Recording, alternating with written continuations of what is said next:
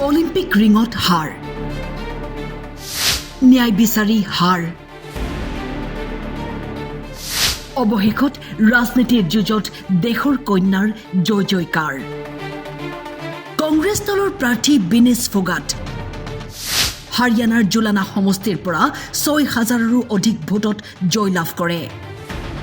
বিনেশ ফোগাট সেইগৰাকী মল্লযোদ্ধাৰ নাম যিয়ে ধৈৰ্যৰ পৰীক্ষাত বাৰম্বাৰ বিফলতাৰ সন্মুখীন হৈও হাৰ মনা নাই।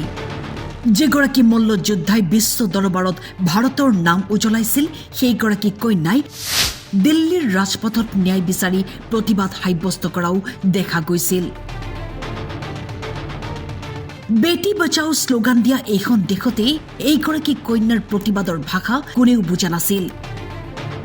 বিনেশ ফোগাটে পুনৰ নামিছিল অলিম্পিক ৰিঙত, কিন্তু তাতো নিৰাশ হ'বলগীয়া হ'ল। এইবাৰ ভাগ্য নিৰ্ণয় কৰাৰ শেষ যুঁজত ভাগ্য সলনি হোৱাৰ সময়।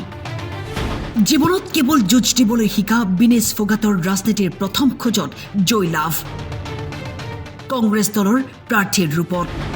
নিৰ্বাচনৰ ফলাফলৰ পিছতেই বজৰং পুনিয়াৰ পোষ্ট। বিনেশ ফোগাটৰ এই যুঁজ হৈছে দেশৰ শক্তিশালী দমনকাৰীৰ বিৰুদ্ধে।